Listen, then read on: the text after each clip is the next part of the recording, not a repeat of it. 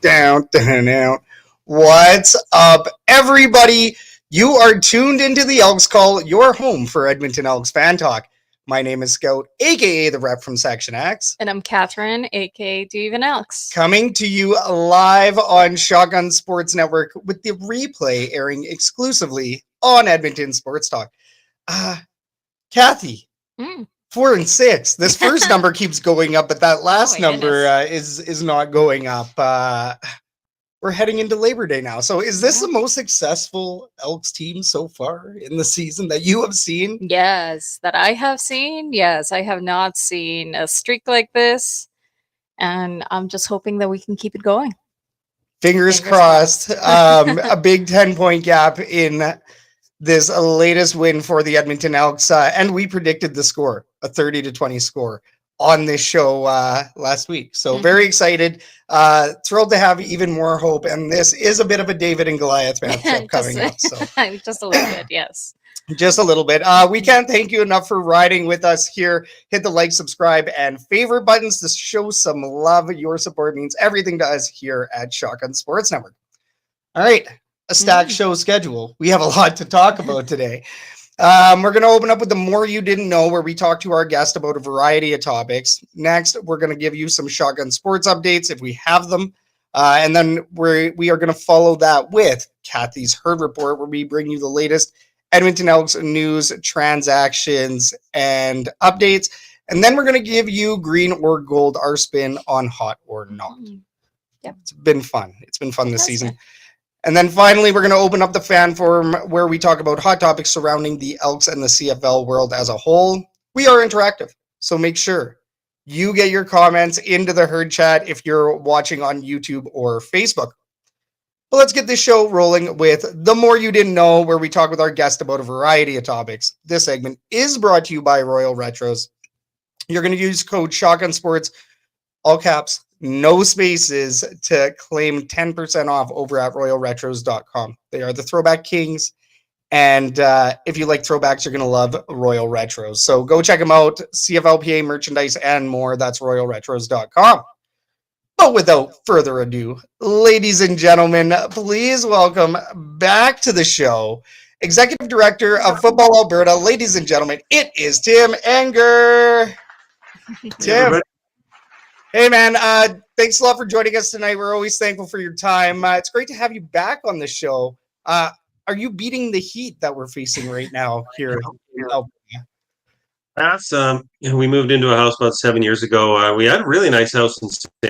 I kind of made a deal with my wife. She wanted to move. I said, okay, we move or air conditioning. So we moved to a place with air conditioning. So we're fine. It's hot out. Yes, I mean, as long as you're staying inside, because as soon as you go outside, it feels like the sun is trying to kill you a little bit right now. Yeah, you know what? I mean, we've been actually, this is the hottest week of the summer we've had so far. So we're actually, it's funny, I was on holiday till this week, and now I'm back at work when it's finally hot. So it's kind of a curse, but whatever. It is what it is. I'm inside, enjoying the air conditioning and working on football. Hey, that sounds like a pretty good life to me, man. Let's get right into the questions. Last time we had you on the Elks Call, you were preparing for the IFAF Football World Juniors, and it was a great event for those that came down to Commonwealth Stadium. Just kind of wanted to know, what were your thoughts on that event? Like, what can you say about the Football World Juniors? I thought it was an important event because we got into a few snags. It was a good thing and a bad thing having the Oilers go as deep into the playoffs as they did, and right to Game 7 of the Stanley Cup final, which went deep into our tournament. So it did cut into our fan count a bit, I have no doubt. But at the same time, visiting teams that came here, especially the Australians, were just loving life. Like, seeing a city where football is important, and not only that, to have an event, the Oilers in the Stanley Cup surrounding them was we still get emails and letters from those guys. They just absolutely love being here. And the other thing that happened during the event was the upset of Japan over the United States. I mean, I actually had to go to a presentation in Switzerland in December to report on this. I mean, it wasn't a horrible thing to go to Switzerland, but that's where they asked me to go and report on that. And I give a history lesson to it. If you look at the history of hockey internationally, in the 1920s and 30s, 40s, when it was starting, Canada could send anybody, and I mean anybody, to an international competition and just wipe the floor with them. But then in the 40s, the Russians started to take it seriously, and by 1950, they were winning world championships. And Canada at the time, their response was to pull back. Not even teams to the Olympics and stuff like that, because the whole amateur versus professional thing, and then the '72 Summit Series changed all that. Since that time, international hockey's been very important. I think we're kind of at that stage in football, because the Americans arguably did not send their top team. I mean, this was a team not full of Division I players. If they had sent Division I players, they probably would have wiped the floor with everybody, but they didn't, because they have issues getting kids to recognize in the United States how important it is to play for your country.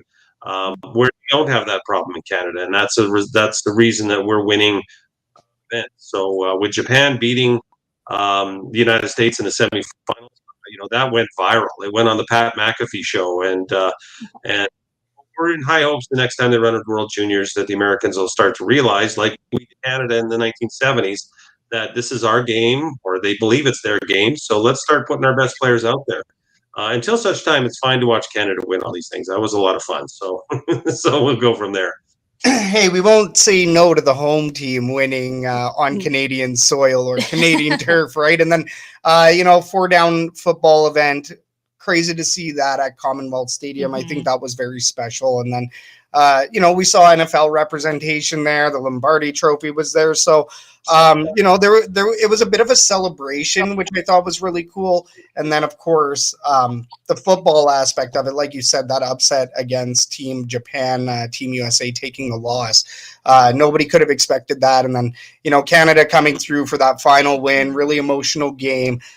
There's some crying involved. The rain was coming down. It was a setting for war. It's truly one of those events where you had to be there, right? And yes. I think you guys did a fantastic job at that. Oh, thank you. Now, it was a lifetime dream to run something nationally. I never in a million years, when I started at Football Alberta a million years ago, that I ever thought we'd be running international events in our town. And I always wanted to, and it was a great pleasure. Yes, and I mean, beyond that, Football Alberta has found success in multiple fronts over the last year, including a massive U18 Females National Championship and a coveted U18 Canada Cup Championship.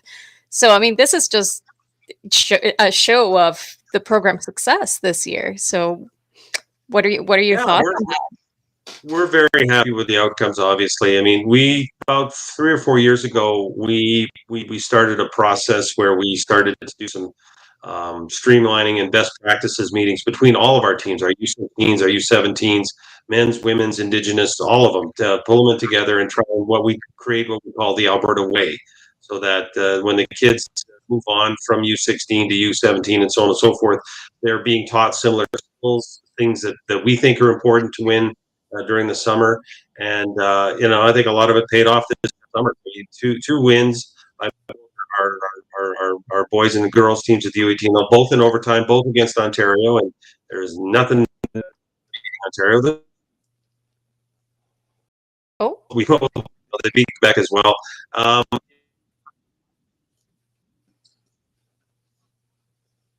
Like those two games in Antigonish that our boys, the semifinal game where Aaron Obo caught a punt with 4 seconds left in the game and ran it in for the winning touchdown into the final, and then in the final where we came back with 2 minutes left in the game against the tie, going to overtime, 4 straight carries by Joel Thorpe from Harry Ainley, and we're in the end zone, and it was spectacular stuff. And unfortunately, it's just kind of webcast.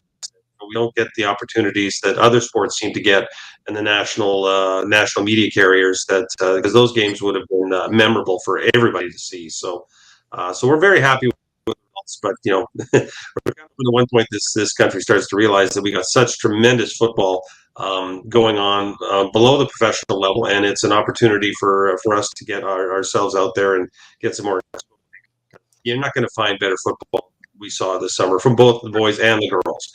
I mean, the girls in winning in overtime. Oh boy, that was special. Especially we did it at home in Calgary, so it was a lot of fun. Huge, right? And I mean, that's where you guys have been finding success. That's where Football Alberta has been finding that success. Like, I mean, we've talked about the grassroots level on this show over the years quite a bit. And it's clear that the narrative is changing. Now, I guess I'm kind of looking, I'm hoping for some answers here, but have you seen any uptick in interest, or are you starting to see, uptick in registrations? Is the interest starting to rise?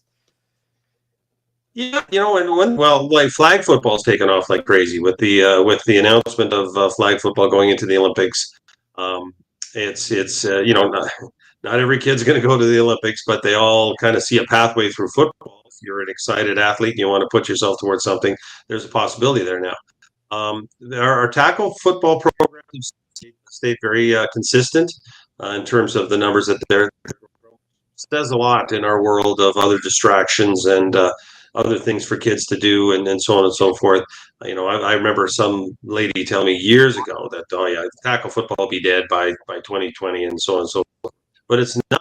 It's exactly the same number of high school football programs. We're adding a couple new ones this year. There's a new high school team going in the Black Falls area called Iron Ridge, and Calgary has added another one. So it's consistent, but it's getting harder and harder to maintain. That is the big problem in football, because I tell people these stories all the time. When I played high school football back in the Stone Age, all of my coaches were teachers, all of them.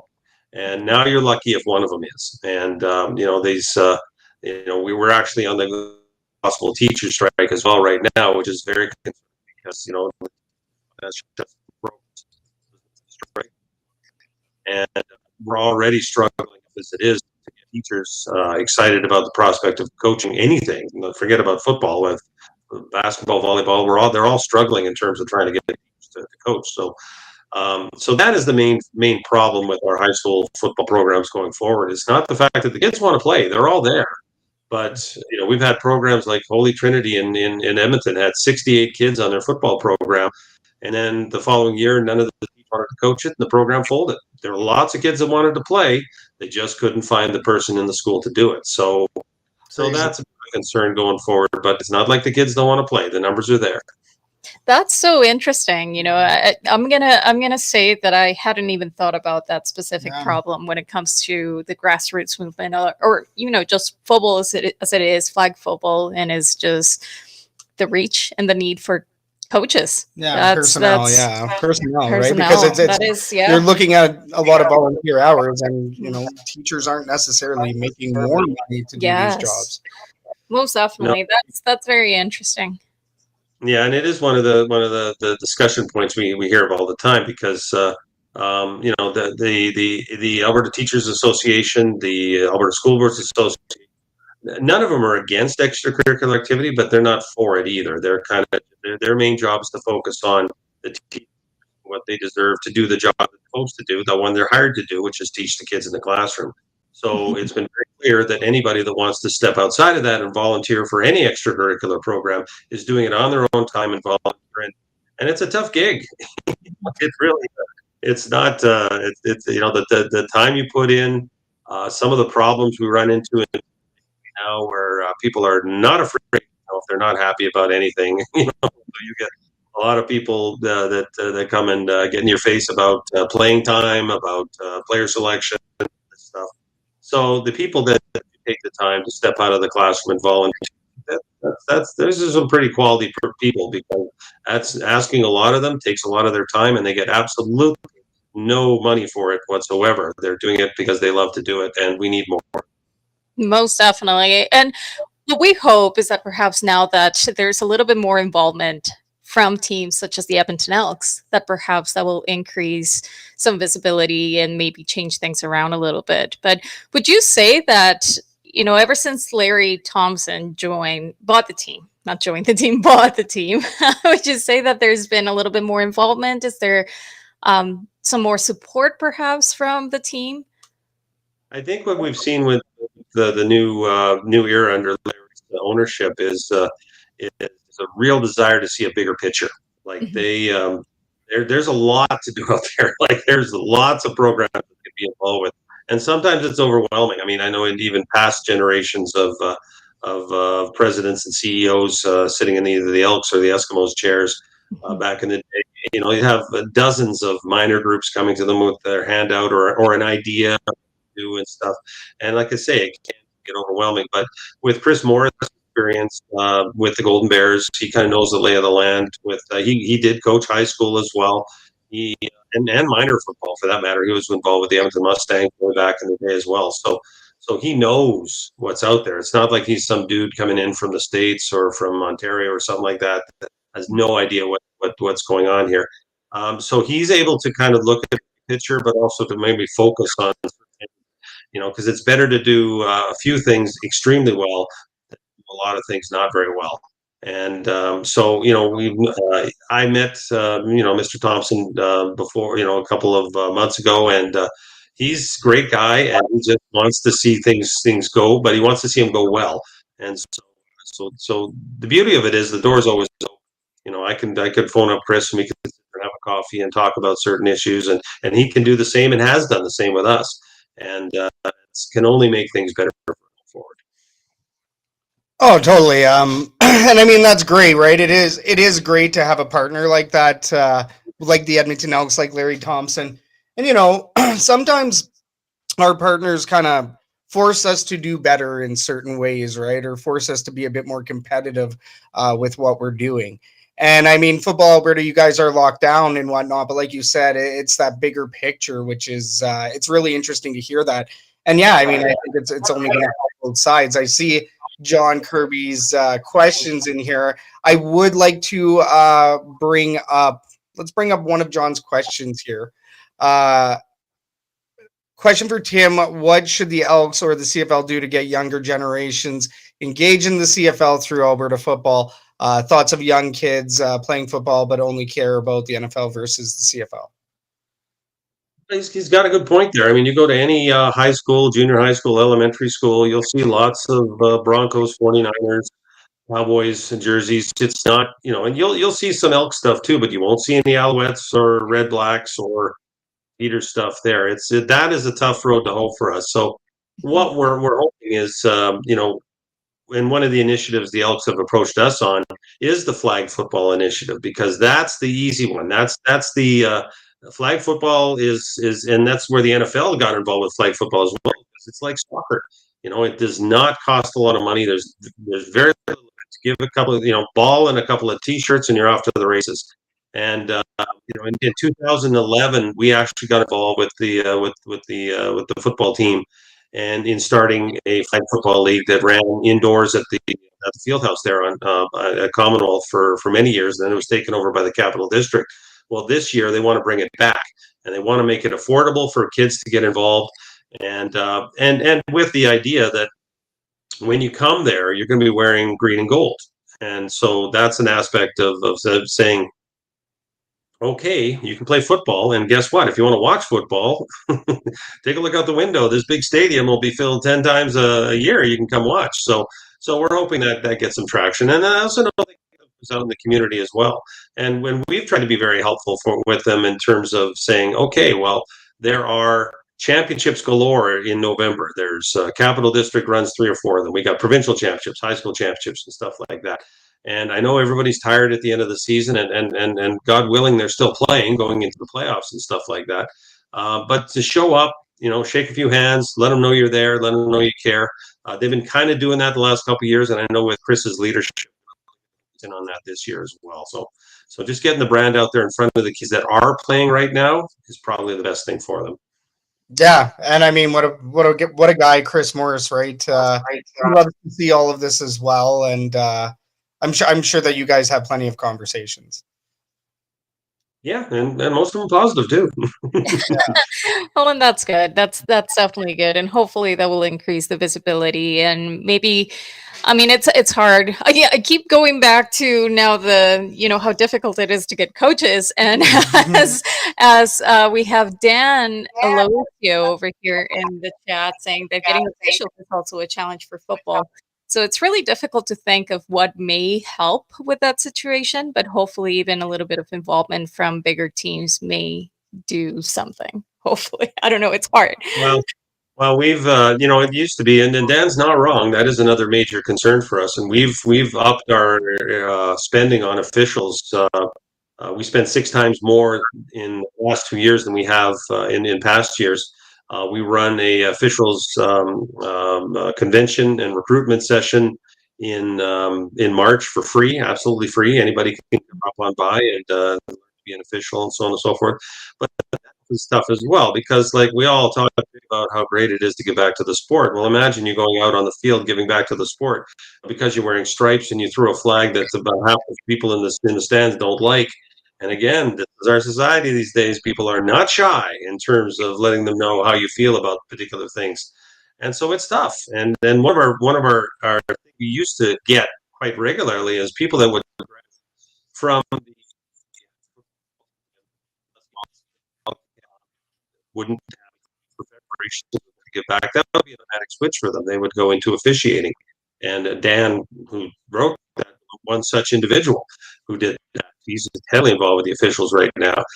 And just don't get those guys anymore. And I think they would stands and hear what we're saying. So that's another one of our initiatives out there, is to try and calm people down. And I mean, let's all be passionate about the sport. Let's all get excited, but let's all realize that that the guys in stripes are probably going to make way less mistakes than the players and the coaches out there as well. So let's kind of give them a break and let them ref.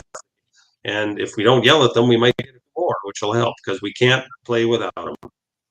Well, and the guys in the stripes probably know what they're doing more than the fans or the parents sitting in the stands. So, yeah, I mean, that'd be makes such sense. a stressful job. Well, thank you. Well, it is, and getting back to your comparisons in the past, that like about the problem we have with people watching a lot of NFL as well, is that the rules are a little bit different down there as well. So we'll have people screaming away about things that are clearly NFL rules and frothing at the mouth and getting escorted out of the stadium, and they're clearly in the wrong. So the more people watch Canadian football, the more people watch the Elks, and so you want to go yell at the refs, okay, but know your stuff. Yeah. 3-down football versus 4-down football. We're going to start there. But getting back to the 3-down part, Elks and Stamps, this weekend is the unofficial start of the CFL season as we know it. It's the Battle of Alberta, or the Labor Day Series as we call it.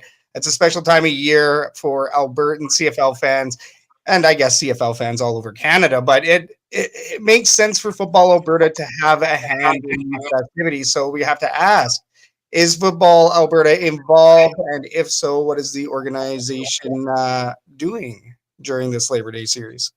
Well, what we've done for the past 10 years is we use the Labor Day event as the kickoff of high school football rankings. So at the conclusion of the game, we send out on our social media as well as through our press releases our first ranks of the year.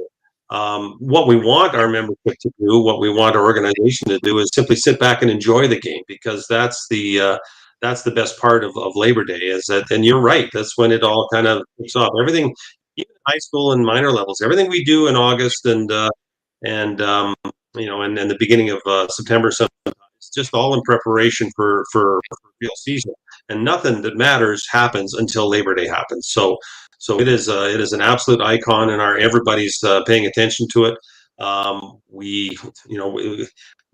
love to go to the game, but I have to sit here and coordinate all the rings and stuff like that. So we get to watch it, and we get to enjoy it, and then knowing that football is on people's minds, that's when we send out the high school rankings with the blessings of both teams, for that matter. They love that we do that, and then we roll into our high school and get going from there. Love it. And well, tied to that is the Labor Day rematch brunch, which is, of course, right around the corner as well. And it is basically a Labor Day rematch version of the Spirit of Edmonton's Grey Cup breakfast. Is there any involvement from Football Alberta in this event as well? Yes, there is, definitely, because this again is one of those big picture things that Chris sat down and talked about. They would love to shower minor football Alberta, Capital District, high school football with money, all they could. But of course, they have limited resources. But what they do have is a good solid connection to their fan base. And when they run events like this, they know that the people show up. And so the proceeds of this particular event are going to go towards amateur football, specifically the National Women's Indigenous team. Now, seems a little strange that that's the name of the team, but what has happened at the U18 level? We have a provincial team in Football Alberta that does very well, has won 3 of the 4 national championships that have been held. There's provincial teams all over the place, but there's also was an initiative a couple years ago where Indigenous girls from across the nation, basically sparked by that famous team up at Fort Mackay, decided to form a national indigenous team, and it was funded by another body for a couple years, and that kind of went that all dried up this past year. And so Football Alberta, we stepped in and said, no, we'll be your banker, we'll get you to the national championships, which we did. The National Women's Indigenous team did participate in Calgary. But the best part about that is that Chris and Larry heard about it, and they said, listen, what can we do to help? And this is what they could do to help. So the proceeds of the branch towards Football Alberta, but specifically the National Indigenous Team program, in hopes that not only pay bills, which we will be able to for sure, but also put some seed money aside so that whoever takes that project on, going to it's us or anybody else, will have some money to do so. And that's again, that just shows you the how these guys are viewing their support of this stuff. There's a definite need there, and they stepped up with this idea, and we're going to be the beneficiaries of it. It's awesome. It's fantastic. And I mean, we have the sheet rate here. We do talk about it on this show fairly often. And we do know that it is a driver for some funds for, organizations such as yourselves and Capital District. So, I mean, it's great to see that is directly giving back to the grassroots movement and helping progress things some more, right? So hopefully it's a big benefit for everybody involved. Last we heard, there is a couple of select cases left, so that event is indeed getting pretty close to a sellout. But getting back to the Battle of Alberta here, I know that you've enjoyed the Battle of Alberta probably more times than we can count, but we got to ask, what is your favorite memory of the Labor Day series?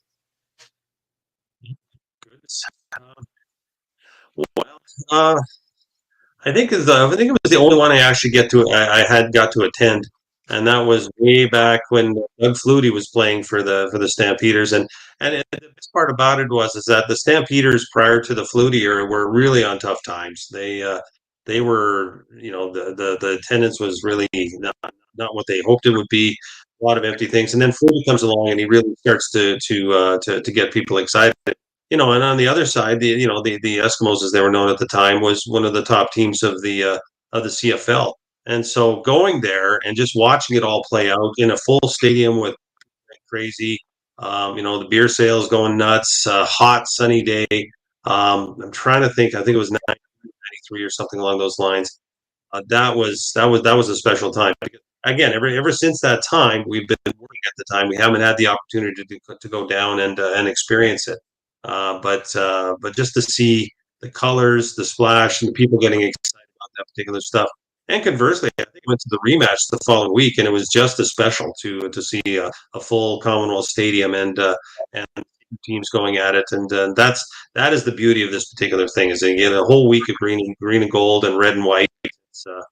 It really helps drive the bus for football exposure. We really love to take advantage of that. Yeah, and figuratively and literally, the buses have finally returned to Commonwealth Stadium. So, there's Labor Day buses, as you may have heard. So it's like, it's great to see the tradition alive and well, especially here in Edmonton, but once again, Calgary as well. No matter how much we don't want to talk about the little town by the bow. But, all right, I would like to ask one more per chat question here. But sorry, Tim, go ahead. Sure. Well, I have to kind of wear red from time to time because I am football. Although, like, my grandfather was a original season ticket holder with the Eskimos back in 1949. We had this awesome seats. We have season tickets for the Elks. We go sit in the end zone seats there. It's something that's been a part of my life forever. But do have to give a nod to the guys from the South from time to time. So Yes, it's not just Edmonton Elks scholarship with Football Alberta. There's also a Stampeders one as well. So we'll forgive them just because of this, just for a little bit, just momentarily. I did leave that controversial question out, so I'm glad that you explained. Anyways, there, Tim, that's fantastic. Let's grab this one question here. Yeah, it's going to be this one here. Thoughts on CFL players potentially going to the Olympics and taking spots away from amateur flag football players? It's a little bit loaded, but yeah, what are your thoughts? No, that's a fair question, because that you'll find that happening in a lot of sports when they get put into the Olympics. There are people that have been working their way through with the hopes of being representing their country. All of a sudden, it becomes an Olympic sport, and there's all these professionals that kind of try and it has happened in sports. I know it is a big conversation piece with Football Canada right now, because not only the NFL is definitely interested in having some of their players do this. How they're going to do that, and during the middle of the season, how that could possibly take place is way beyond my pay grade for the discussions. But it is being discussed. But not that, but the other players that are Canadian are also expressed an interest. I mean, Edmonton's own Chuba Hubbard has said, even on his Instagram, that he would play in the Olympics if he could. But then you look at that about the people that have been working hard at the amateur level, that have been playing the flag football thing. And we have a bunch of quote unquote amateurs that played in the I forget what it was called, but it was in Los Angeles, and they went to beat Team USA in flag. So we're doing okay without the professionals. I know if I was running the CFL, and I know Roger Goodell has said this many times on behalf of the NFL, that they want their players to be exposed in the Olympics, because it helps their leagues. It helps expose the leagues to a bigger audience. You're not going to, other than the World Cup of soccer, you're going to get more eyeballs on the television for sports than the Olympics. So I, in some ways, I got a lot of empathy for those that have been working their tails off, building up their game at the amateur level. But I still do not know how they're going to be able to get involved. Like, the other aspect of it is, it is a completely different game. Yes, you're using a football, you're running routes, you're saying hot and all this stuff. But anybody who's tried to transition immediately from tackle to flag will tell you it's a completely different game. So these people that have been doing it for a long time, even if they have tryouts and Chuba Hubbard's there, saying that he's going to be able to beat him out if he can't figure it out the way they've already got it figured out. So it'll be interesting to watch, for sure. Yeah, and like you said, right, it's a completely different game. It's not like we're watching, like, let's say FIBA, where in basketball you have a different Team Canada qualify than the Team Canada that's brought forward for the Olympics, or the main FIBA event for the actual World Cup. So, yeah, it is completely different, and it will be interesting to see how they decide to move forward with that. I loved your thoughts on that, because I could only imagine, right, at the Football Canada level. You have these star players saying that they want to play, and it would be good exposure, but at the same time, you're taking that opportunity away from somebody who's worked really hard to master their craft. So, yeah, really, really good points there, Tim. Now, we will let you go momentarily, but last question before you go. Do you happen to have a game prediction for Monday's affair? Yes, I believe that the Elks will win 35-34. Oh my goodness. Put that on record. Take to the bank. Well, one point, and I don't know if many of your watchers or listeners know that Mark Hillam played for Team Elks back in 1997. He was the captain of our provincial team that won the national champ, won the Football Canada Cup in 1997 in Ottawa. He wasn't able to play in the final because he hurt his knee in the semifinal. But I have never, in my entire coaching career, seen anybody draw that kind of love from a team that he did. Because when he went down in the fourth quarter, our entire bench was begging him to get up, because they wanted his leadership so much that in the final, even though he could walk on his leg, but his knee was gone. The team begged me to put him in for the final 3 plays on offense, because we were up by so many points. We were going to take knees. So he hobbled out there and played running back and tried to distract the defense. Like, he's just an incredible being, and so I'm just very thrilled that that Mark's got this opportunity. You can see what he's doing with the team, the belief that he's building in there. The X's and O's will take care of themselves, but the motivation of the team and the belief in the leadership, you can really see that taking place on the sideline. So I think that's going to translate into Labor Day, and it's going to be quite a shock to the Stampeders, who are playing very good football right now. I love it. That's 35, so cool. 34 I love on record. And Mark Killam, Team Alberta as well. Love that connection. Team Alberta is kind of like the all-stars, right? So anybody that plays for Team Alberta, you should be making it somewhere. And Mark Killam, we're thankful that he made his way up the QE2 to Edmonton to be a head coach. Travis Logan does say here in the herd chat, love seeing Killam in Edmonton. Good football head, good resume. Great team if they coordinate properly. Rider Nation speaking, love seeing the competitiveness. So thanks a lot for joining us tonight, Travis. Thanks a lot for joining us tonight, Tim. Man, it's always a pleasure having you on, Jim, yourself, everybody over at Football Alberta. You guys have been great over the years. We love to see the program success in amateur football, and we can't wait to see more. It's a pleasure. Anytime you want me to come, I'd love to talk football. You're doing a great job. It's always fun to talk to you. Really appreciate it, man. You know that we're going to see you again soon. Once again, thanks again, and have yourself a fantastic night, Tim. Thank you so much, Tim. Great. Have a great night. Cheers. And that was Tim Enger, executive director at Football Alberta, I believe. But official title is the executive director of Football Alberta. Correct. Yes, I had it right. You had it right. We're good. Big shout out to Tim for joining us, because he is always awesome stuff, has great stories. And a big shout out to you, the viewer, the listener, for riding with us. You're rocking with the Elks herd, and you are listening to the Elks Call. All right, next up, we have Kathy's Herd Report, where we talk recent news, transactions, and everything else. Today's Herd Report is brought to you by the Rouge, White, and Blue podcast. Oz and Joe have you covered on the latest happenings in the CFL from across multiple borders. Americans talking Canadian football, Rouge, White, and Blue, only on Shotgun Sports Network. All right, Elks win this last game. Yeah. We watched at home at the secret spot. Yeah. And I think, were you late for this one? No. I missed the first quarter and a little bit. Yeah. And the Edmonton Elks. And then I showed up and I was like, what the hell is going on? I started listening on the way. I was coming back from the gym and I had 880 Ched on the radio, and they start saying it was 17 something by the time that I heard. And I'm like, wait a second. Wait a second. What am I listening to? Is this right? I had to immediately Google it just to make sure that they weren't lying. And it was. And it was right. So, yes, let's talk about this game. It was a game. It was a stressful game at times. Yeah. It was a little bit of a roller coaster, but it definitely started fantastic. The opening quarter had both teams trading punts right after the initial drive stalled, but the pressure from Edmonton defense resulted in Crum being sacked by Cordell Jackson. Yeah. So that was a really good start.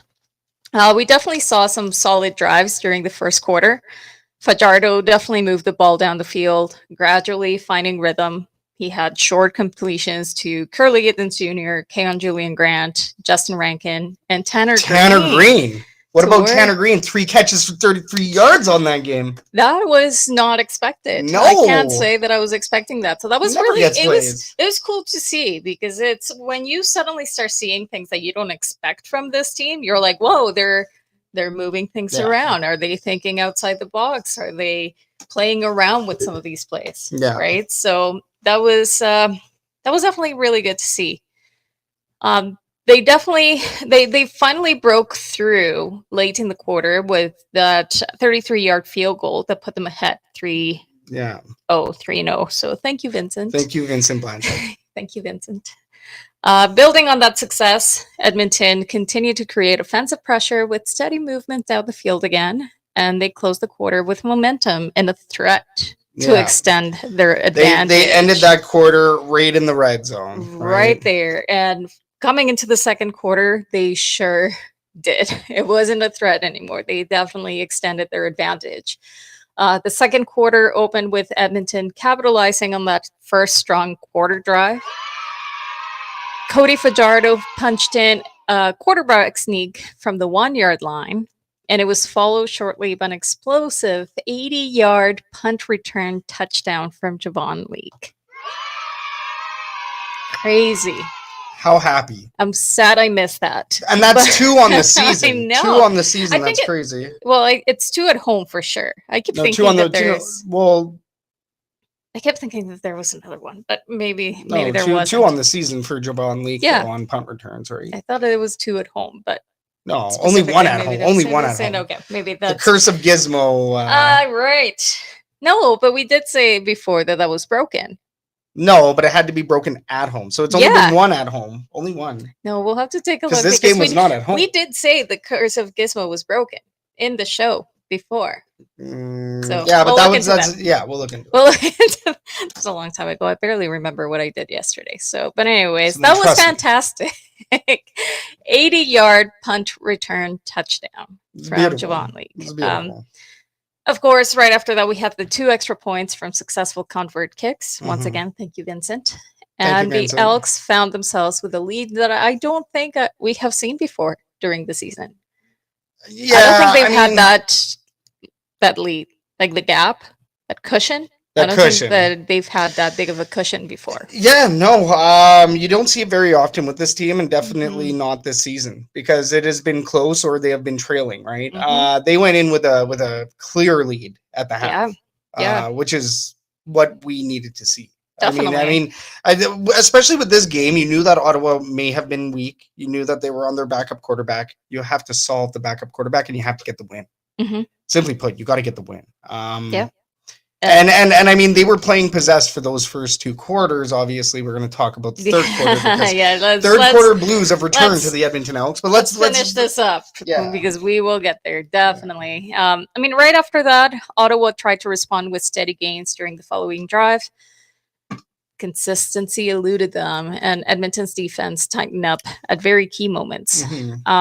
We'll even forgive that pass that Fajardo threw that was intercepted.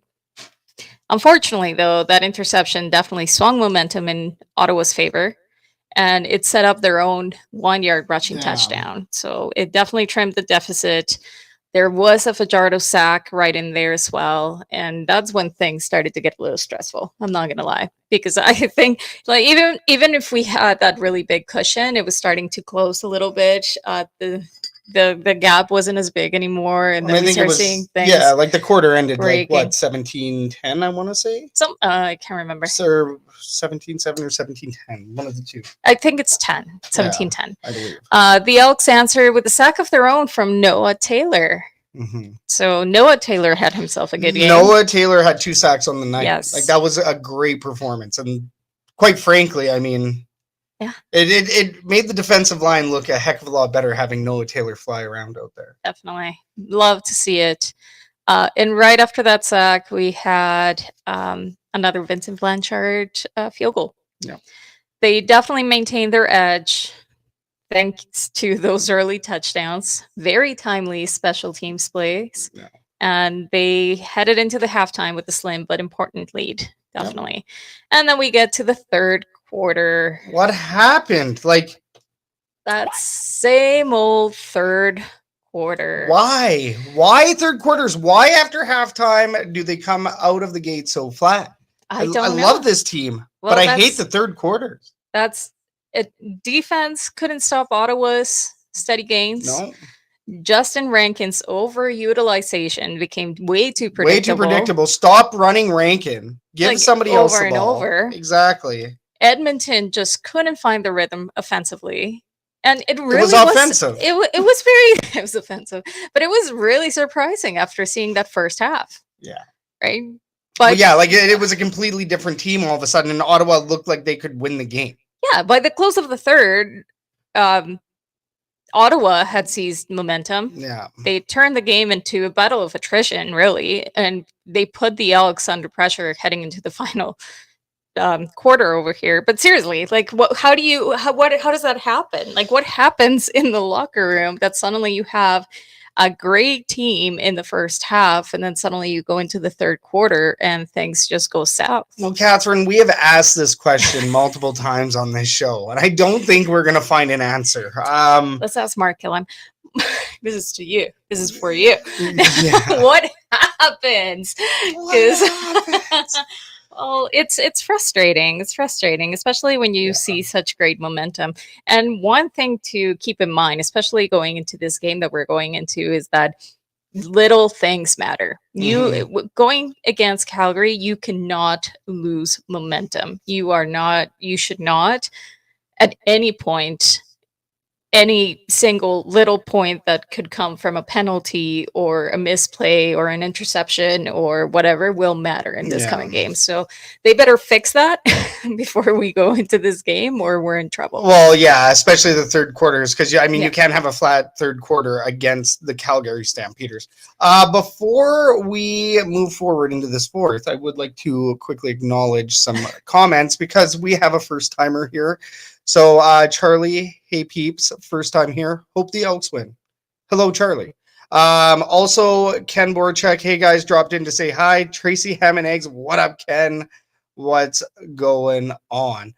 And then, of course, Travis does say VA could go beast mode at any time, which is, I think, we're going to talk about that in the game preview. But we do have a fourth quarter to talk about first. Yeah, we could have just finished it. But anyways, fourth quarter. It opened with Ottawa. They added points right away through a 20-yard field goal. But at least the Elks got another sack in there. So, yeah, Noah Taylor. That's second. Yep, that's the second one. Edmonton quickly answered with a strong offensive series. Fajardo connected with Javon Leak, Rankin, and Curly Gittins Jr. for a 38-yard gain. Huge. Which set up Rankin to cap the drive with a 6-yard rushing touchdown. So we did see Dunbar Jr. being injured on the play, however.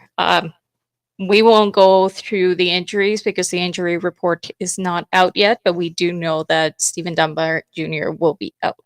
6 game. Yes. As reported by Dave Campbell. So that's unfortunate. That's very unfortunate to hear. Right after that, Ottawa attempted to respond, but was forced into a punt after short completions failed to move the chains. So defense, that definitely, they came to play once again. And even though Edmonton's next possession stalled deep in their own end, they had a costly sack and a short punt right after that. It set up Ottawa in favorable position for another field goal, which they did. Still, though, we knew at this point that the Elks definitely needed to get some extra points just to make sure that, we kept that points cushion. Yeah. And they did. They added short gains. They ran the clock. They got close enough for Vincent Blanchard to score a 35-yard field goal with 46 seconds left on the clock. So thankfully, at that point, the time ran out and Edmonton walked away with a 30-20 victory. So yeah, that was, there were some good things in there. They definitely found a way to finish. So being able to have a really good fourth quarter right after that atrocious third quarter definitely made a big difference. Javon Leak, he's on the honor roll this week for 194 return yards, including his 80-yard punt return touchdown. Huge. So good for him. And the medium, I'm going to say medium, not so good, not so bad. Even though the defense is still giving up yards, they're not giving up points. It's that bend but don't break type of defense, right? They're allowing field goals, but they're not allowing many touchdowns, which is what we need.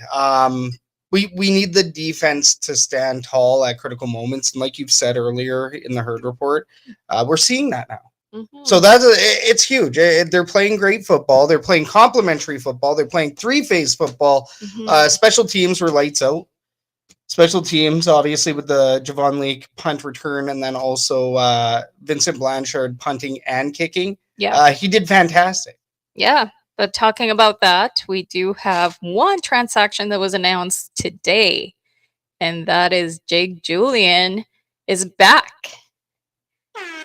This horn is getting used today. Yeah, that's wild. Although I can't say that I did not expect it, but I didn't expect it this soon.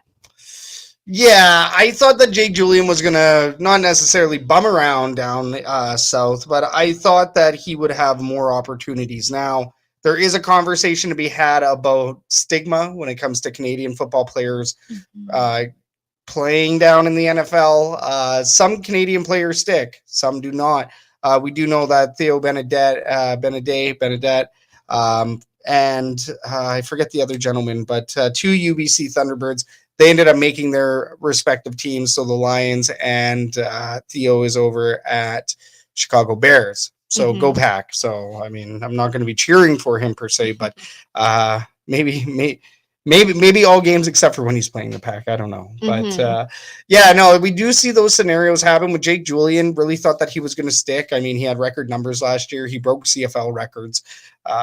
I thought this guy was going to be on an NFL team right now. So, as he's, I think he's good enough. So it's surprising. It's surprising that that didn't work out. I mean, it's not like we're unhappy about this. No, but as we've talked about on the Elks Call with Jake Julian, he either wants a couple years and a proper shot at the NFL, or he wants to be with a team long term.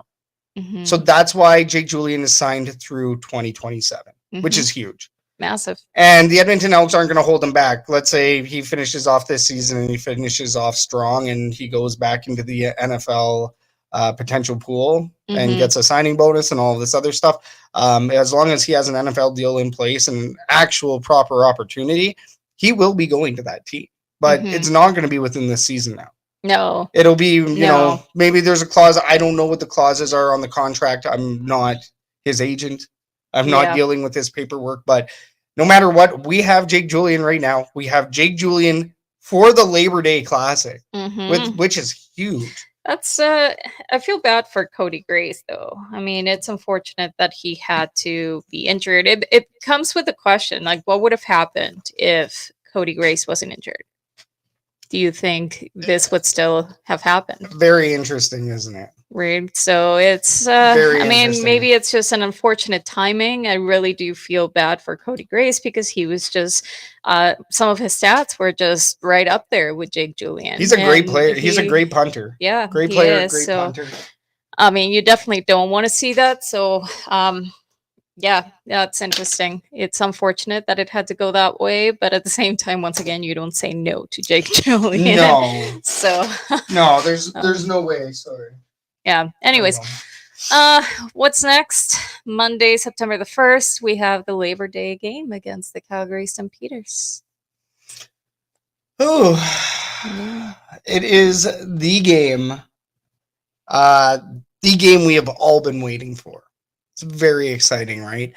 How are you feeling about this one? Yeah, I don't know how I feel about this one. I'm stressed. I'm a little worried. I'm not gonna lie, but that's just me and how I am. But I mean, I think there's reason to worry. Very, very stressful game. I like Tim Enger's prediction of 35-34. I think I'm going to go a little bit higher if I'm going to predict, but yeah, like let's talk about the storylines here. Big play VA. I think that's going to be a player to watch. I am concerned. I think that he's going to be doing a little bit of running. I think he's going to be scrambling away from our defensive line a little bit. I think Calgary's offensive line is pretty good right now. But big play VA, Vernon Adams Jr. can run out of the pocket with ease. So I'm better start tackling more. Well, and I don't think that the Edmonton Elks have played a team this good yet, except for maybe, I guess, yeah, we played Saskatchewan, right? Yeah. So yeah, so I mean, Saskatchewan, obviously, they're going to be the other bigger test. And it can go either way.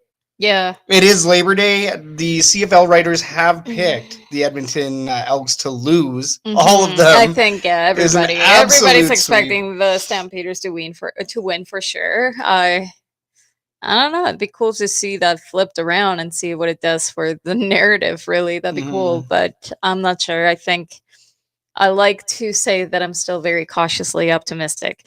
I think it's going to be a good game. I'm not really sure if we're gonna be able to win it, but prove me wrong. Yeah. That's all I'm gonna say. Like I'm going to say it's a 42-39 win for the Elks in the event that the Elks win. I think that it would be a win by a field goal or less. Tim's is probably a little bit more accurate, 35-34. So we're gonna keep an eye out on that one. We have Al here. What up, Al? Elks 24, Stamps 21. He thinks it's going to be a defensive affair. So I like that. I think it's going to be a little bit more offensive. Elks fans, let us know what you think. Throw your prediction into the herd chat while we're talking about it, because we do have a couple more topics on this game to talk about. Yeah. Player to watch. Who are you going to be watching for? I'm not sure. That's a good question. I think I'm going to be watching the defense this time around. Yeah. Yeah, I think the defense is going to... When's Nick Anderson back? Is he still out? Still on the sixth game. Out? Yeah. I don't know how many games it's been. But yes, I mean... Joel DeBlanco's been doing good, though. He's been doing good. So, I mean, it's... Yeah. And we've seen a lot more utilization also of Tyrell Ford. Yeah. So, yeah, I think the defense is my players to watch in this game. Yeah, and I'm going to go a step further and say Cordell Jackson specifically. Because we know what Tyrell Ford can do now. I don't think he's necessarily going to be a player to watch. I think Cordell Jackson is going to be a player to watch. Also, another linebacker, Garnes. I think Garnes is also going to be one to watch as well for the Edmonton Elks. I really want to see this defense shut down Calgary. Yeah. Like, that's what I want. Well, I have a prediction that it's going to be a shootout. Like, it's going to be a barn burner. I think that's what I'm hoping for, and I think that's what we can expect, and that's what we can hope for. But the secondary needs to make the stops, and the secondary still allowing those holes. We're still seeing those gaps. We're still seeing the opposing team get through to the end zone via the secondary. Big plays given up still, right? We saw that in this last game. Now, shutting down the run, the Edmonton Elks have been doing a lot better at that, I think. I think the defensive line is getting stronger. Have been, yeah. Once again, I mean, they are getting better. They're still letting in a lot of yards. Well, Noah Taylor, but the rise of Noah Taylor in this last game, right? I think that's a great storyline, but, you know, like you said, it's unfortunately they have those periods. It's just like this third quarter. That's very true. As long as they can, you know, there's little things that they need to be able to, improve for sure. 100% improve, but make sure that it doesn't happen. You cannot have a full quarter that you're just absolute crap. You gotta play a full 60 minutes, right? Exactly. It's not. This is not 3 quarters football. This is the whole 4 quarters. You need to play for the whole game and not decide that you suddenly are not going to play for a quarter. That could make the entire difference in a game like this. Jamie Fadoon over here in the chat, he says Edmonton is going to win. Is it 37-31? 37-31. Edmonton also did something Calgary Stampeders didn't do this year, which is go undefeated against the Ottawa Red Blacks. All caps, Red Blacks.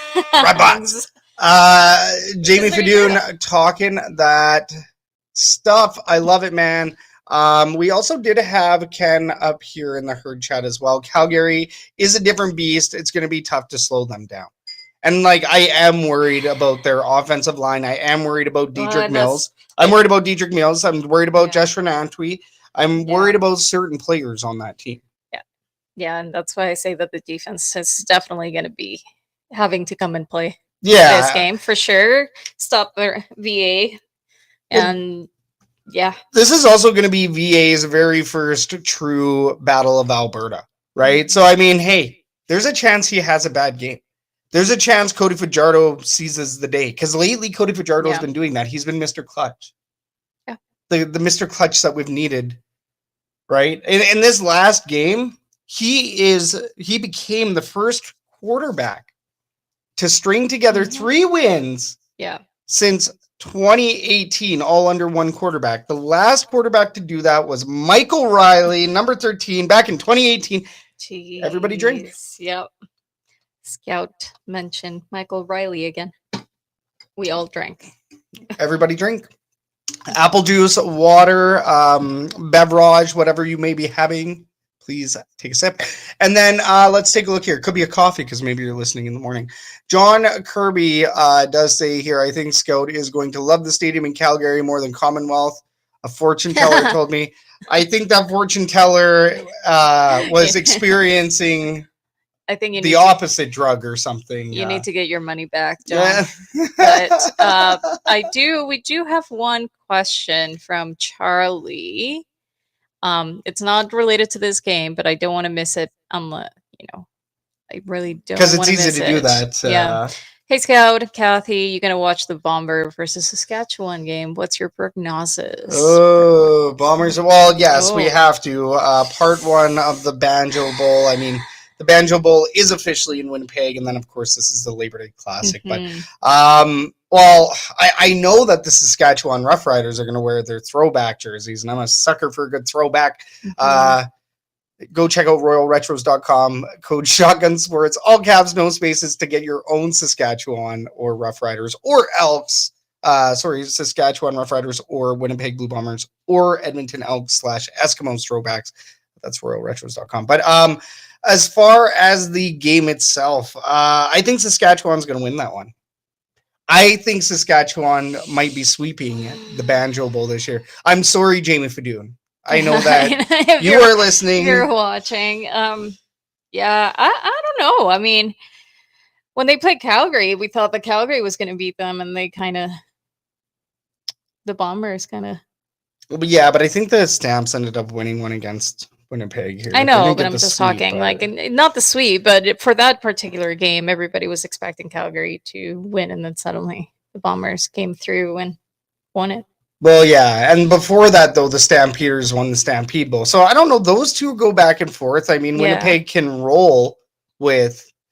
Winnipeg can roll with the Stampeders, but then the Stampeders are a completely different team than, say, the Saskatchewan Roughriders, who are currently sitting with one loss. Yeah, that's a different breed over there. That's a different team, right? It scares me a little bit. Yeah, they do. I hate seeing Saskatchewan so good. I think you just hate seeing Trevor Harris win.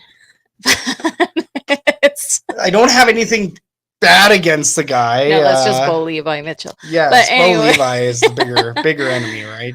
Trevor Harris, former Double E. Well, we talked about that and just saying how, it's interesting seeing certain quarterbacks that may have played here in Edmonton suddenly be successful elsewhere. I mean, look at Arbuckle, right? But it's just a matter of the teams. It's just a matter of the systems. And the nice thing about that is that we're starting to see that Cody Fajardo is getting some of the momentum here in Edmonton. Oh, totally. I don't know about you, but with Cody Fajardo, I feel like he fits. Like when we talked about Cornelius or even Arbuckle, like they didn't fit. It didn't feel like they had chemistry. It didn't feel like there was something in there with the team. Well, and even MBT, right? Yeah, MBT didn't quite have that connection, or he had the leadership skills, but the men didn't seem to be overly receptive to his leadership. Right. Yes. It was a different scenario with MBT. I think. And it's a team, right? This is a team effort. When you look at the success of a quarterback, it's directly tied to the success of the team as well. So it's interesting, and it's good to see that Cody Fajardo, I think he's starting to really, stick his roots. And he's planting roots. He's planting seeds and growing roots here in Edmonton for this team. Well, and like Bo Levi Mitchell said too, right? He's been disrespected in this league. Like the guy got relegated to backup somehow out of Montreal, and the Elks popped up with him. We all know why. We all know why that happened. But what can you do? Yeah. All right. I think we can move on now to an Edmonton Sports Update.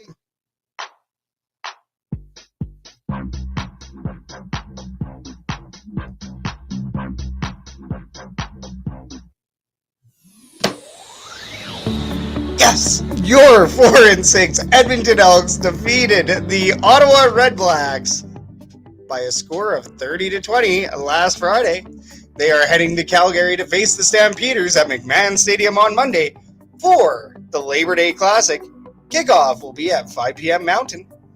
Your Edmonton Oilers just announced their theme nights with single game tickets going on sale tomorrow at 10 a.m. Mountain. The Edmonton Oil Kings kicked off their training camp earlier this week. The team is preparing for their first preseason game on September 5th versus the Prince George Cougars in Hinton, Alberta. For more coverage, check out Shotgun Sports Network's new Oil Kings page, The Royal Line. The Edmonton Elks Labor Day bus presented by Canadian Club and EST is officially sold out for September 1st. Waitlist is available, but for $150 you could be heading to Calgary with the EST crew. Use code EST Labor Day, no spaces, for 25% off. The Spirit of Edmonton Labor Day Rematch Brunch is another great double E event. For $225 you get unlimited sluice juice, not your standard brunch meal, entertainment, alumni, giveaways, and so much more. Check out GoElks.com for more information.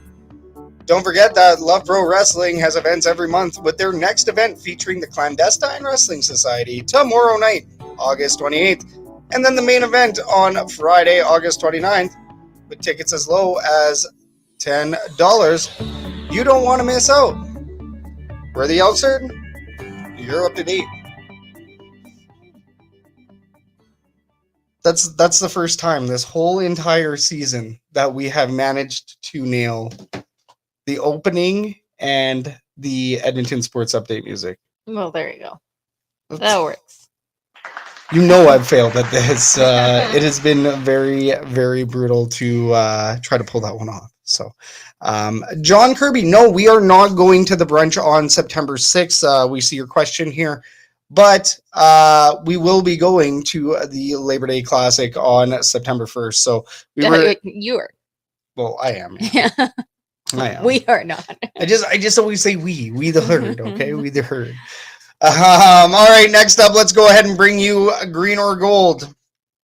This is Green or Gold, which is brought to you by the Stampeders Roundup. If you're a Stamps fan and you're listening to our show, you have an identity crisis, and you may as well head over to goelks.com/shop, or I believe it's shop.goelks.com. It's one of those two.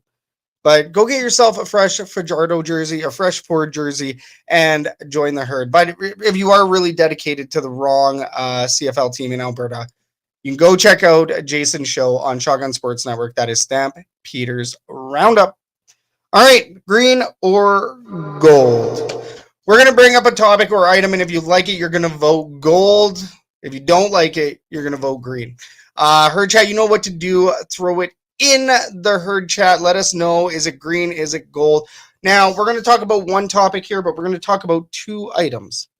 Mm-hmm. You ready? Okay. Okay, so Turf Traditions has just released. John was asking about it earlier, and we did get some inside info, and then Turf Traditions dropped before we could make it to the episode. So that worked out perfect. We thought it was going to be dropping tomorrow. It actually ended up dropping today. So let's take a look here, Catherine, at the Turf Traditions lineup. Picture is a little bit dark, but basically, here is the lineup. If you are listening, unfortunately, you cannot see it, so I'll try to describe it here. But basically, the classic double E's, just like on my hat, the classic double E's have returned once again for the Turf Traditions lineup. We do have a long sleeve with like 90s-esque Edmonton letters across it. We got some green and gold stripes, and then, of course, the double E over the breast. And then of course the Edmonton is the vintage style, and then it says Elks underneath, very 90s. Same deal for the t-shirt. So that was the hoodie we were describing. The t-shirt, you got some big double E's on the breast, and then double E's over the stomach, and then it says Edmonton Elks is vertical on the side, and then football below the Edmonton. So, and then of course the hats. Yeah, the green hat, it has a big double E right in the middle, and then Edmonton over top, and once again 90s-esque. And then for the women's hat, or the curved brim, I believe, is how we're going to describe that. Yeah. The curved brim is white, and then it has the Edmonton once again in 90s-esque. It's a big fad right now. It's like these starter style hats, right? Yeah. So anyways, let's get to the point here. You guys have seen it. Let us know right now. The hats, is it green or is it gold? Catherine, what do you think of the hats? I'm gonna say green. You're saying green. Well, see, here's the thing. I don't like the green one. Those double E's are way too big. I like the white one. I really do like it, but I would never wear a white hat. Doesn't matter how much I like it, I would just not wear it. So that's a green. Dang, I'm gonna say this is a gold.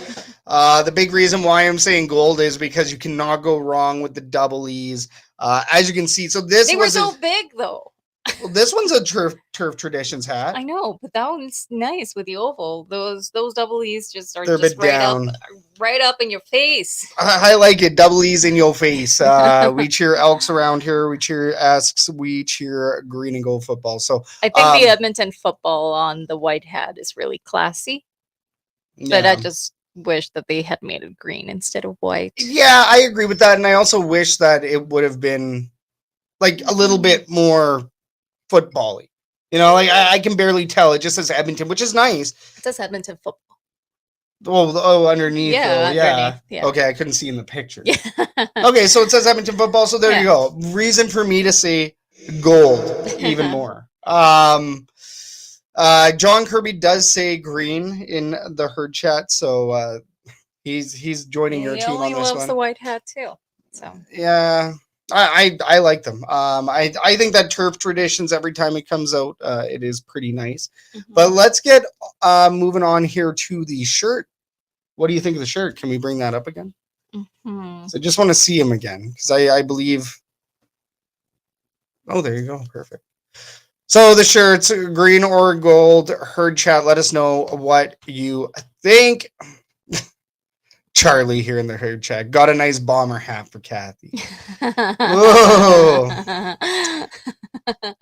Maybe I'll start collecting CFL hats. There you go. And then when we have guests on, like when Joe comes on to eat his crow, because we have had people requesting Joe to come back on the show to.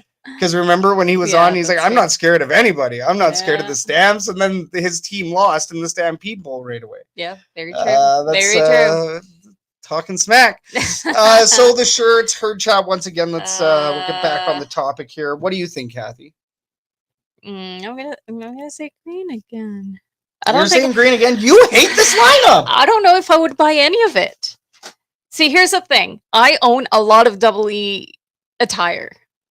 Same thing as you. Like, if there is something that I really like, I will go and buy it. Yeah. I just recently bought a crew neck, a really nice classic crew neck with double E's. Right? It's not like I shy away from buying merch, because I don't. I bought this one as well at the same time that I bought the jersey. But the turf traditions. But if I don't like it, I'm not gonna buy it. And I don't want to buy any of it. So.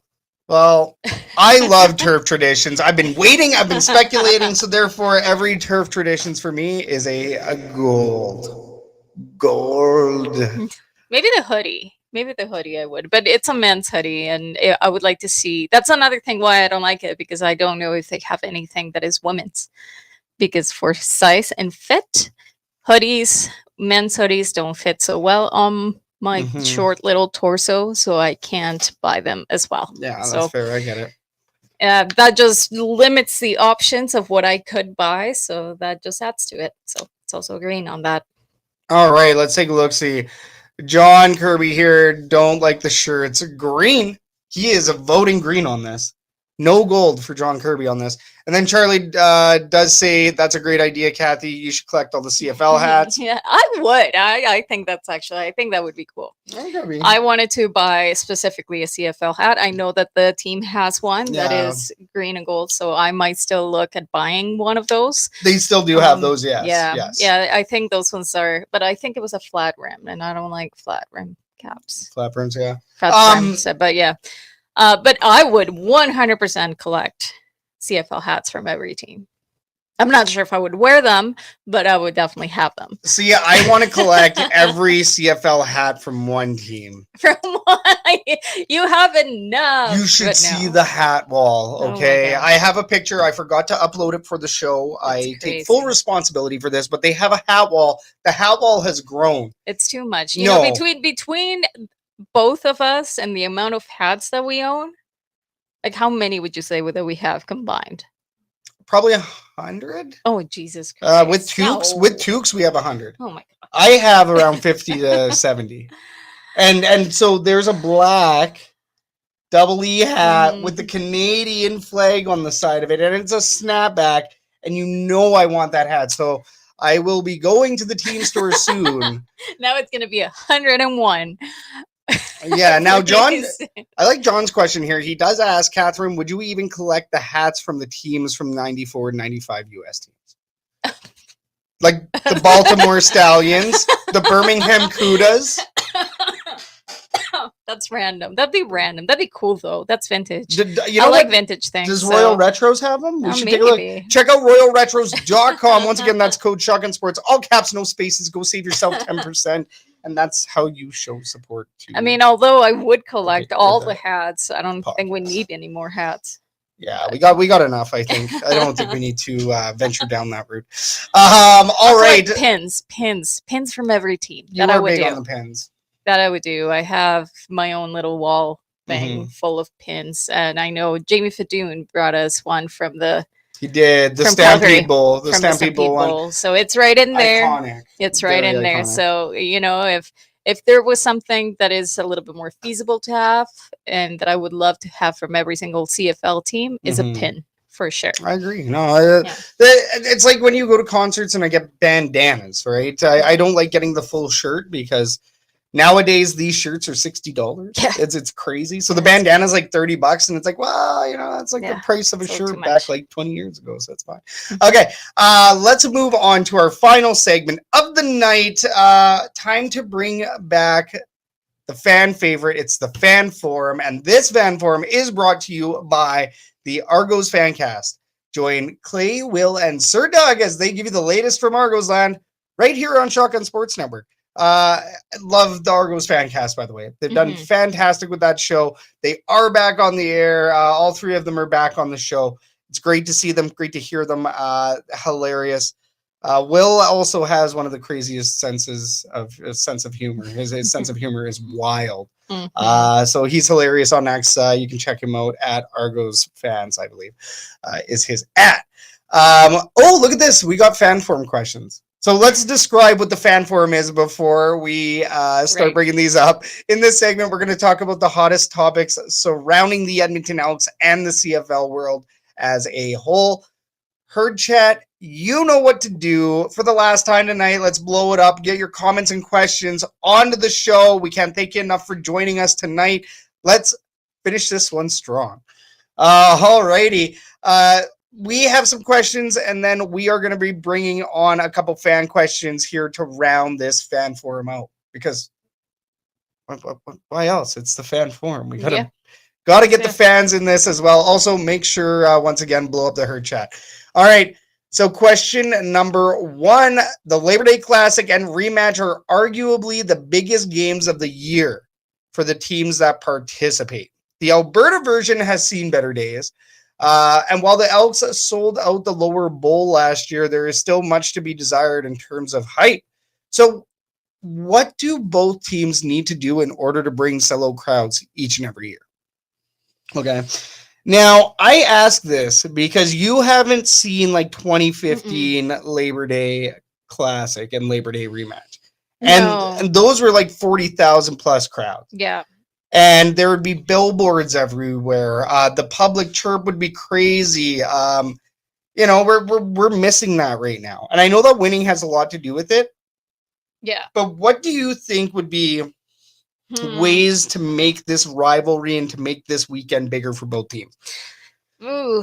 Because I do see the Stampeders announcing sold out sections, which is, in my opinion, that's corny. That's corny. Yeah, you keep your shady sections while the rest of the stadium that is in the hot side is not sold out. Yeah. I bet. Yeah.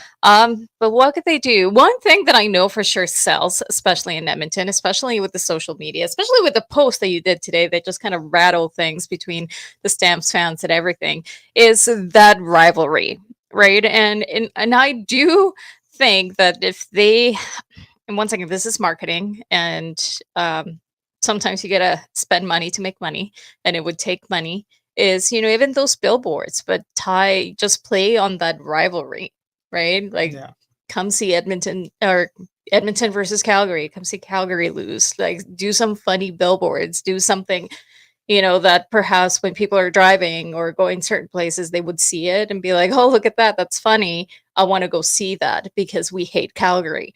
Right, so play on that, because, you know, if there's something that Edmontonians love to do is go chirp on Calgary.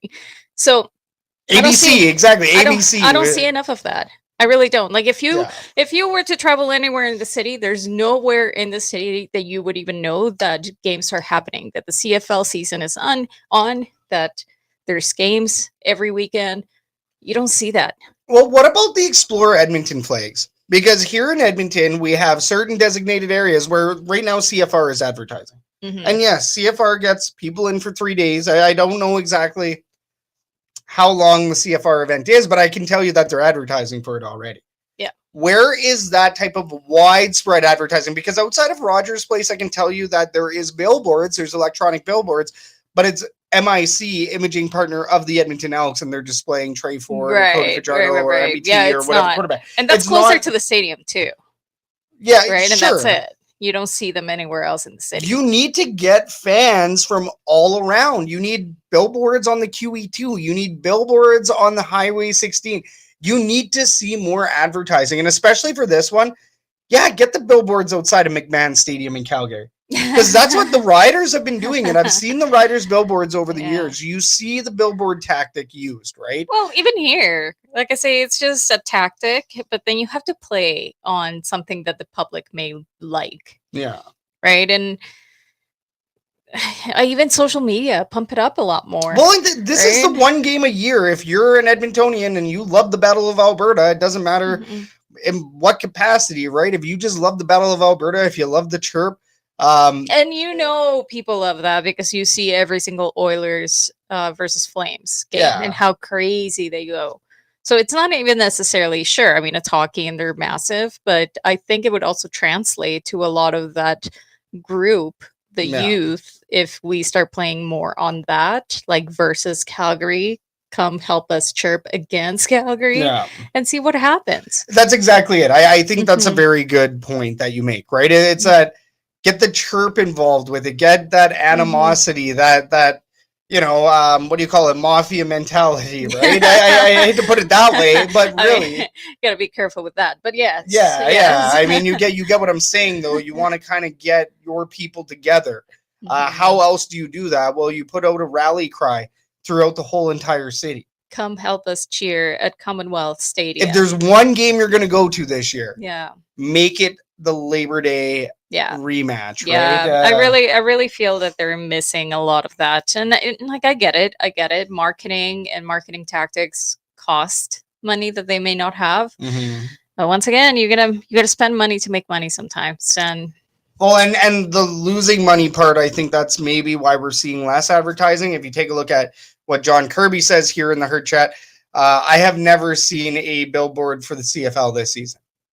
Oh, there you go. So John Kirby does indeed state that at 8:49 here to up from there. I have never seen down. You just keep on going. You are on it. There you go. You got it. So yes, I have never seen a billboard for the CFL this season. We need to see more, in my opinion. They have to get the upper bowl open. What's going to happen to those luxury seats up there? If they open up the upper bowl, obviously they're going to boot those. But I mean, there is one side, the sunny side, that you could easily have the upper bowl open without disrupting the loge. So Yeah. I think loge is obviously going to be here for the rest of the season at this point. I want to say sales are probably around like the 24K mark right now Mhm. for the Edmonton Elks. I don't have an exact number on that, but that's kind of what I'm thinking. Charlie Default here does say you want to bring in more fans, copy what the Bombers are doing, huge hot dogs and a Chris Walby style burger, and you need awesome pregame tailgate parties. And I mean, we have the awesome pregame tailgate. We do have specialty foods coming in now. We're starting to see stadium favorites and whatnot. I have not done the check on the green and gold dog. Yeah, I don't think they have not brought that back. Okay, so we will need I to would make have bought it. I would have bought it in last time. We that will were be there. filing a complaint to the Edmonton Elks. I think I said this like a while ago. We need to do it for the Labor Day rematch. It's Yeah. not bad to bring in jalapenos and It's not bad. I mean, bacon I bits, think the right? whole idea is that they have their condiment side now, so you would be able to add it onto that. But it's the mac and cheese. It's the mac and It's the cheese. mac and There's- cheese. that's way too intricate. Gotta Okay, have this it. dish Right. is fantastic. Yeah, they don't have the green and gold. The person that sits next to me Yeah. told me that. Thank you, John, for confirming that.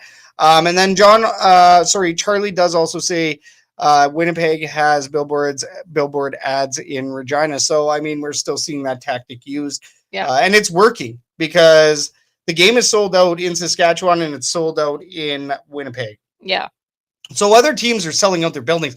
I think this is actually going to be the biggest Labor Day classic for the Saskatchewan Roughriders that they've ever had. Right. This is the biggest, like, this is sold to the brim for these guys. I don't think they've had that ever. Well, look at how they're playing. Look at how they're winning. One loss. Yeah. So that's what it takes. It We- takes wins. It takes wins. So, like, seriously, if we end up beating Calgary No in excuse. Calgary, there's going to be a lot more people buying tickets. Oh, totally. Because that's 100%. exactly what happened last year. Yeah. As soon as the Edmonton Elks won in Calgary, Yeah. people bought tickets by the hundreds. Like, Yeah. it went crazy for that week, and it resulted in a 32K. Yeah. All lower bowl, all crazy. I know that I told my dad about it. Surprise, my dad will be coming to the game with us. So hopefully he's trying to get down for it anyways. But Mhm. as soon as I told him, hey, it's the Labor Day rematch, he's like, oh, Mhm. I gotta go. I gotta go to this game. I gotta go. Yeah. So And if they end up winning, that's even bigger. So no excuse. No excuse at that point. no excuse, Edmonton. Show up to the game. The Labor Day rematch, of course, the Labor Day Classic, as we know it, that's going to be on Monday. I know that we've talked about it a couple times now, but couldn't be more excited. The bus is going to be great. Going to get to check out Calgary's tailgate. Right. Maybe give them a little Yeah. bit of tailgate ratings. I want to visit every tailgate and do like a power rankings, you know. Like a yearly CFL tailgate rankings. And I do know, Charlie, that it will be I know that when I go to Winnipeg eventually for a game, I have gotten to go to 2 games out there, but I have not gotten to see the tailgate. I already know it's going to be a wild time out there too. So Mhm. let's get on to this second question, and then we'll get into a fan question. Now, the second question still pertains to the Labor Day series. The Hamilton Tiger Cats and Toronto Argonauts have the Harold Ballard Bowl. The Riders and Bombers have the Banjo Bowl. Is it high time that the Elks and the Stamps have their own bowl? Yeah. It's just a name. What would you call it? You put me on the spot. I should have had this prepared. What would I call it? Yeah, what would you call it? The Berta Bowl. The Berta Bowl. That's predictable. But it's not the Alberta Bowl. It's the Berta Bowl. Berta. Berta Bowl. Berta. And what would your trophy be? How would you stylize that? The Berta Bowl. Like a big old, you know what a big old logo of A the beer can. the beer bowl. The beer bowl. Herd chat, let us know what you think.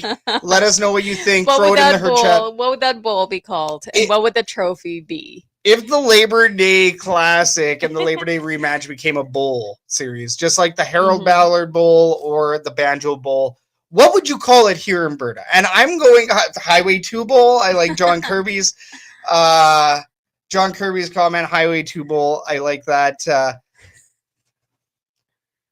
Yeah, like the QE2 Bowl. Oh, no. I don't know. That's a good one, though. People think about it. We'll post this. The This will Berta be a Bowl. reel. Yeah, well, We'll post it up. I like it, and then we'll put a poll attached. We'll put. What would you The call Pole it? Bowl? Maybe it's the Pole Bowl? No. No? Okay. No. The Redneck Bowl. No. But No. Berta.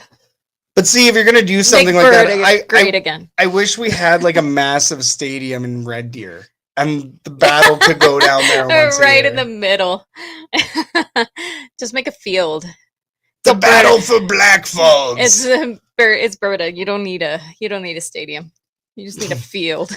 The Field of Dreams. You just put up a bunch of temporary seating. But did you know that Calgary fans and Edmonton fans would want to go to that one? That'd be, yeah. Let us know what you think. I think that'd be fun. I mean, it's surprising that it isn't yet. They just call it the Labor Day game, and that's it. Labor Day weekend. I mean, it is a thing. It's a thing already. It's a big thing. It just needs a name. We wait all season. It needs a name for and this. a little stupid trophy because they're all pretty dumb. They're all pretty. Why are you so salty today? It is not. They are pretty dumb though. But No. they're funny. They're funny. It's tradition. So Exactly. we'll A call trophy. Listen, okay, I can attest. When there's a trophy on the line, you play a little bit harder. Yeah. It doesn't matter what the trophy is. But imagine you walk away. We won the Berta Bowl this year. Berta Bowl. Berta Bowl. I love this. John asked, "What if the series is tied? Who gets the trophy? How So does that you work?" So here's the deal. Just like Winnipeg and Saskatchewan, let's say Calgary gets the Labor Day Classic and we get the Berta Bowl. Yeah. University of Alberta is housed here. We're the capital of Alberta. The Berta Bowl gets played in the capital of Alberta. You actually need a player to introduce something cool. Banjo Bowl was actually started by kicker Rob Cameron back in the day. And of course, we've had other kicker or punting moments since then, such as Troy Westwood with the Saskatchewan Roughriders comments. I believe, what was it? Because that's how the Banjo Bowl, that was actually Banjo Bowl. It was Banjo Bowl and it was Troy Westwood because he was making comments about the Banjo Bowl about how Saskatchewan is a bunch of banjo picking inbreds. And then people got upset and he said, "My apologies." That's right. A lot of people in Saskatchewan don't know how to play the banjo. So the banjo picking inbreds comment, that was Troy Westwood back in the day. That's how the Banjo Bowl got started. The Berta Bowl is going to be started right here on the Elks Call. I feel like it has to have a different name. Come up with it. So right now it is being coined as the Berta Bowl. Berta Bowl. Berta Bowl. Well, I guess it makes sense. It's the only two Alberta teams. It's just predictable. But it might be the best coined term for what this would be. So the Berta Bowl. I like this. What would be the trophy though? Or even just the Alberta Bowl, but it would be a giant Alberta Bowl. It'd be like on the flag, the big wheat logo. For the giant or just big Alberta cup. Yeah, like the province, like Alberta, like the province. Yeah. Oh my goodness! Imagine the beers out of that thing if you won the Berta Bowl and you got to claim Alberta. But John says that the Alberta Bowl could be used for the Oilers and Edmonton Stingers. No. Just the Edmonton Elks and the Calgary Stampeders. They do not get to. They don't get this. Yeah, they don't get this. They never get this. They'll never get this. The Wild Rose. Wild Rose Bowl. I like that. Because like Rose Bowl in the States, Pasadena. The Wild. We do have Rose wild Bowl. Roses in Alberta. That's our provincial flower. That's nice. That's cute. That's a good one. I like that. I like that. Nicely done, Charlie. That's a good one.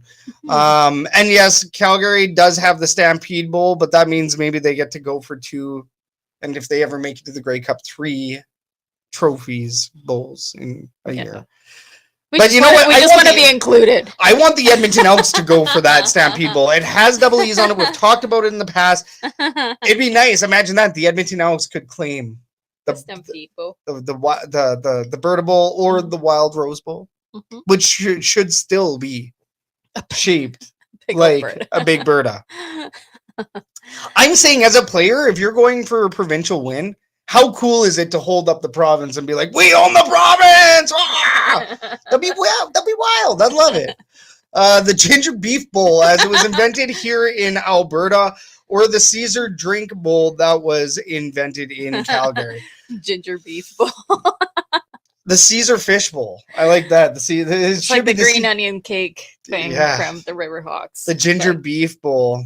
I like that. Yeah, that is Western Chinese food is just a different thing out here. Just like green onion cakes. Yes, we have one in the fridge that I got to try to. I don't know if it's still good. Rehumidify, moisturize it.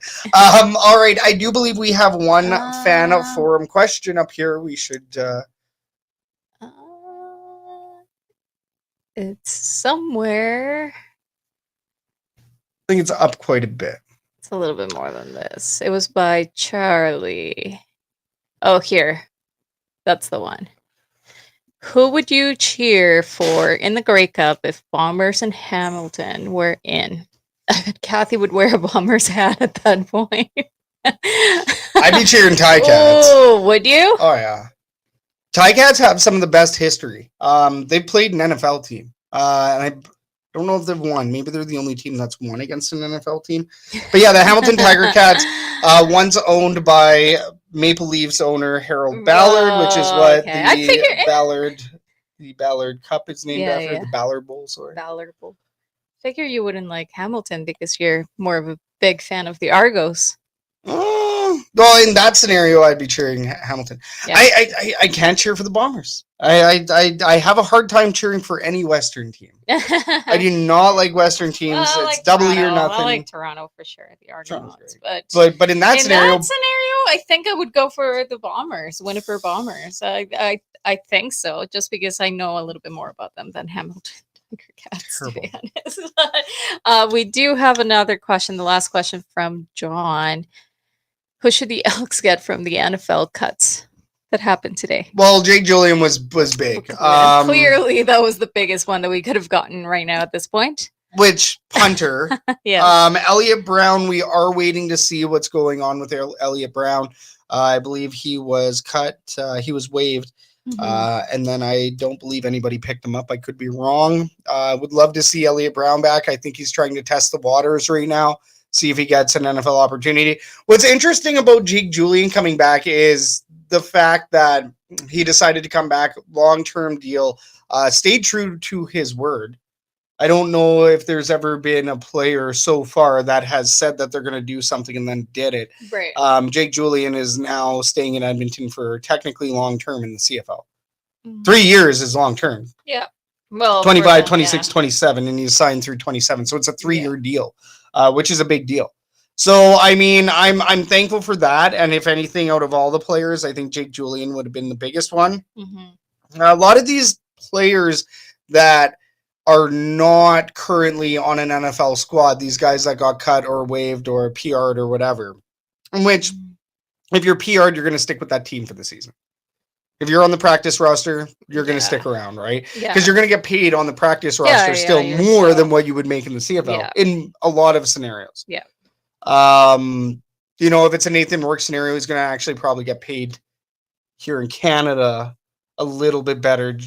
And then there's taxes and all this other stuff, and it's probably equal, right? Right. But you actually get playing time, which Jake Julian didn't want to waste his boot anymore. Yeah. You know, that's fair. And I get it, but he just got started. He was just getting started in his career. And for how long do you want to stay in a practice roster? But you also have to remember, too, that he had Jake Julian had also done this before. So he had been through this cycle trying to stick with an NFL team, the Patriots, right? And then he got cut, and then he decided to come to Edmonton. He became more of a pro. He went back down on this run, got some signing bonus money, I believe, to sign on with the Tampa Bay Buccaneers. Tampa Bay Buccaneers cut him. Now he's coming back up to Edmonton. The reason why he did that is because he's already been through the mess before and he doesn't want to waste his boot, right? That's fair. A lot of these other players are going to stick around on PRs. They're going to stick around in the league. They're going to, try to hunt down opportunities, wait for guys to get injured, sit by the phone and wait for the NFL teams to look call at what them. happened with Nathan Rourke. Doesn't pay out all the time, does it? And Taylor Elgersma, and I would like to talk about Taylor Elgersma for a minute because big Packers fan, thought he was going to be sticking on that team, whether it be practice roster or even on the 52-man. And unfortunately, he did not stick. Disappointing because I do think there is a little bit of a stigma there. Same deal with Jake Julian. Like, I think there is a bit of a stigma against Canadians. I will say, and hey, man, you know what? We got American listeners. I'm not trying to be any type of way about it other than what I'm seeing. Right. Because a lot of Canadians who have talent for whatever reason do not just don't make it far. They don't get the primo opportunities. Yeah. Instead, it's a lot of promises. It's a lot of we're going to hold on to you because we think you're talented, kid. And then when it comes down to it at the end of the day, I think there is still a little bit of politics. And hey, maybe I'm wrong. I think that Taylor Elgersma in this scenario was better than 2 quarterbacks at least on that squad. So in that locker room. So I don't know. And I mean, hey, it doesn't matter. I mean, here in Canada, obviously we have the ratio, but somebody like Taylor Elgersma, obviously, like, he'd have a crazy career with the Winnipeg Blue Bombers because that's who owns his rights. No. So yeah, I mean, it is a head scratcher. I did talk with somebody that has been in the CFL business for quite some time, and with this opinion, right? And they basically shared the same opinion. So I'm not going to say I'm completely wrong on this one, but it is a bit of a shame, right? It is a bit of a shame to see these guys not necessarily get the best possible opportunities. Obviously, Jake Julian went down. He did try out, and the opportunities ran dry. And as somebody that broke some records in the CFL, hey, I thought that he would. I think that he would probably beat out quite a few other guys, but that's the way she goes. That's football. It's a tough business, very tough business. That's why we're podcasters and we do not work for a football team. Yeah. We sit back on the couch and try to be judgmental and everything, and these guys all get paid to do these jobs. So good thing we're not on a team. Yeah, very true. I'll put it that way. Oh my goodness, John. Okay, we're gonna finish up the show with this last comment here, John. I'm gonna call it a comment because I think we all know the answer. But in your opinion, should the NFL allow Taylor Swift and Travis Kelce to have their wedding as the halftime show for the Super Bowl? I'm going to say a no, John. Nobody wants to see that. We've already seen too much Taylor Swift this week and not enough Double E, even just here in Edmonton. So, although Elks Socials kills it, but big no. No, we do not want that halftime. No, we don't want to see that. All righty, ladies and gentlemen, this has been another fantastic episode of the Elks Call. Please do, Charlie. We did see, he said, folks, smash the thumbs up. I'm going to tend to agree here with Charlie. Folks, if you enjoyed this show today, liked what you saw, enjoyed what you heard, please do smash that thumbs up. Give us a like, give us a subscribe, a follow, all of that good stuff. Man, this was an absolute blast tonight with everybody. A big shout out to Tim Enger for swinging by the show. Great conversation. Great fact about Mark Killam, by the way. Yeah, that was a good story. I like that one. Football Alberta, Team Alberta, and now we got the Battle of Alberta coming up. So, we had to get Tim Enger in the mix. So once again, thanks a lot, Tim, for swinging by the show. Thanks to you, the viewer, the listener, for tuning in tonight to the Elks Call. Really appreciate your support, and it's one of the biggest games. It's the biggest game of the year right now for the Edmonton Elks coming up, and the Calgary Stampeders. Can't wait to see everybody. I think I'm going to be talking a little bit more about this subject tomorrow. So that means we're going to shut this one down tonight. For the Elks herd, my name is Scout, aka the Ref from Section X. And I'm Catherine, aka Do You Even Elks? We are the Elks herd. This was the Elks Call, and we're going to catch everybody on the next episode next Wednesday at 8:30 p.m. Mountain. Until then, check you next time, everybody. Have a good night. Cheers.